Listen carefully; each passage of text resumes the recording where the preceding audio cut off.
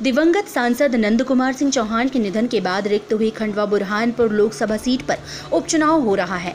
19,56,000 voter वाले इस संसदीय क्षेत्र में लगभग 2,75,000 वोटर अल्पसंख्यक हैं। ऐसे में इन वोटरों को सभी दलों ने साधना शुरू कर दिया है। बीजेपी का दावा है कि कांग्रेस ने अल्पसंख्यक वर्ग को बीपीएल की श्रेणी में डाल दिया था। बीजेपी की केंद्र व राज्य सरकार की सारी योजनाएं बीपीएल परिवारों के लिए बनाई गई, लिहाजा पीएम आवास योजना से लेकर आयुष्मान भारत योजना का लाभ अल्पसंख्यकों को इन योजनाओं का लाभ अधिक मात्रा में मिला है। बीजेपी के कार्यकर्ता इन योजनाओं के बूते अल्पसंख्यक वोटरों से बीजेपी के पक्ष में वोट की अपील करेंगे। बीजेपी को उम्मीद है अल्पसंख्यक वर्ग का बड़ा वोट बीजेपी के पक्ष में जाएगा। देखिए, हमारी जो पार्टी ने जो काम की है, भारतीय जनता पार्टी ने मूलतः जो काम की है वो गरीबों के कल्याण के लिए की है।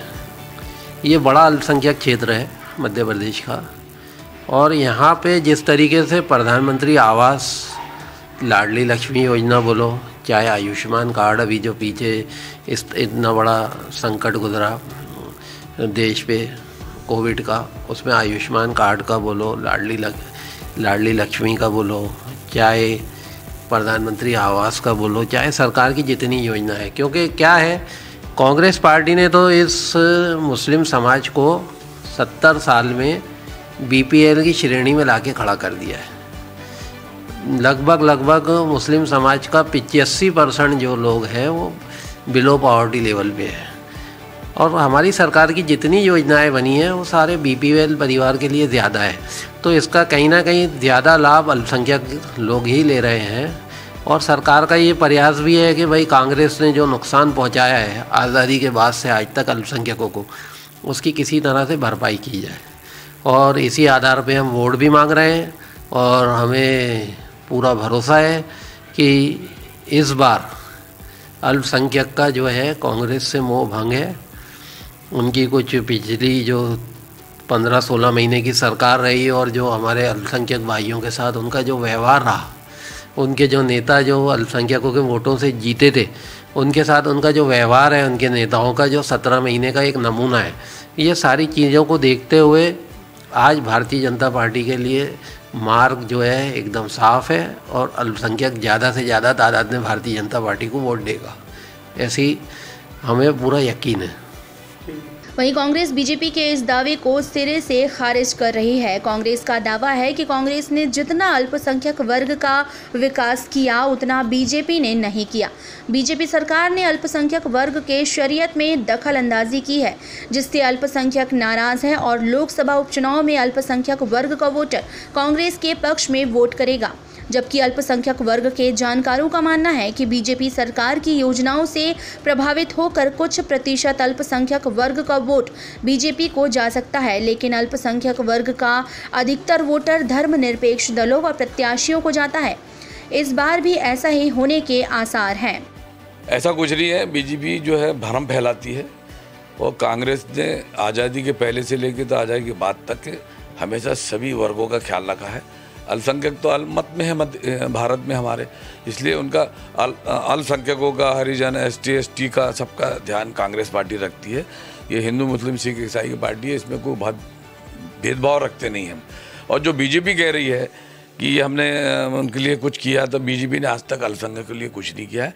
अभी ये भ्रम फैला के वोटों का ध्रुवीकरण करना चाहती है, लेकिन अल्पसंख्यक का वोट ध्रुवीकरण नहीं होगा। अल्पसंख्यक वोट कांग्रेस को, सेकुलर पार्टी को जाएगा, जहाँ भी जो पार्टी सेकुलर है उसको जाएगा, बीजेपी को जाएगा। जब तक के बीजेपी अपना तुष्टीकरण की नीति नहीं बदलेगी, अल्पसंख्यक बीजेपी से कभी नहीं जुड़ेगा, कभी नहीं जुड़ेगा। आपका जो राधारण सिंह जी ने जो एफिडेविट फाइल किया, उसको लेकर बीजेपी ने शिकायत की है कि उन्होंने सब गलत जानकारी दी। अपना जो 3 साल का जो रिटर्न है, उनकी पत्नी का 3 साल का रिटर्न है, सब गलत और भ्रामक जानकारी दी। ऐसा कुछ नहीं है। राजनारायण सिंह पुराने सीनियर लीडर है, वो 3 बार के विधायक रहे हुए हैं, कारोबारी है, बिजनेसमैन है। उनकी पत्नी का भी रिटर्न भरा जाता है, उनका भी भरा जाता है, उनके लड़के का भी भरा जाता है, तो तीनों के रिटर्न अलग अलग भरे जाते।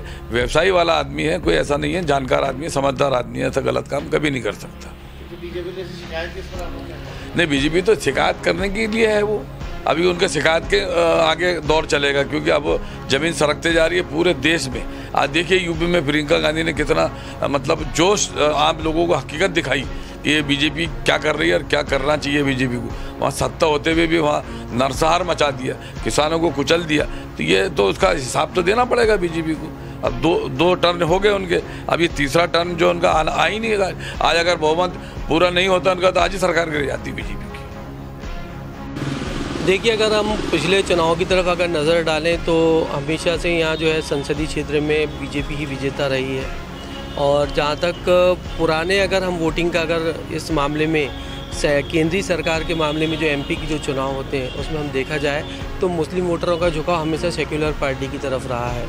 तो मुझे नहीं लगता है कि इस बदले हुए हालात में बुरहानपुर ज़िला और ये जो संसदीय क्षेत्र है खंडवा लोकसभा, मुस्लिम वोटरों के विचार में कोई चेंज आया होगा, क्योंकि प्रारंभ से ही जो है सेक्युलर पार्टी के पक्ष में ही मुस्लिम वोट रहा है। अगर बीजेपी इस बात का दावा करती है कि उन्होंने जो है तो जन कल्याण, प्रधानमंत्री जन कल्याण योजना, पीएम आवास योजना, सारी योजनाओं का जो लाभ मुस्लिम कैटेगरी के लोगों को ज़्यादा दिया है, और चूंकि बीपीएल कार्ड धारक और जो श्रेणी में आते हैं उन लोगों की वजह से ऐसे लोगों को ज़्यादा लाभ मिला है, तो मुझे नहीं लगता है कि ये सब चीज़ें मिलने के बावजूद भी वोटर प्रभावित हुआ है।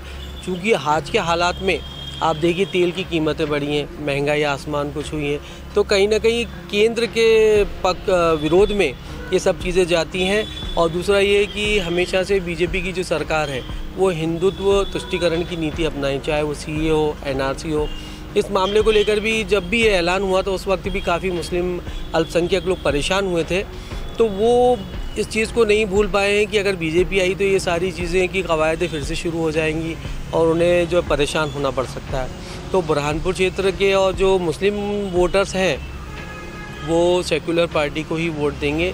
यद्यपि अभी 19 करीब बहुत सारे मुस्लिम कैंडिडेट भी हैं, लेकिन मुझे नहीं लगता है कि वो ज़्यादा वोट तोड़ पाएंगे और मुस्लिम बहुत कम प्रतिशत में बीजेपी को वोट मिलेंगे। फारूक।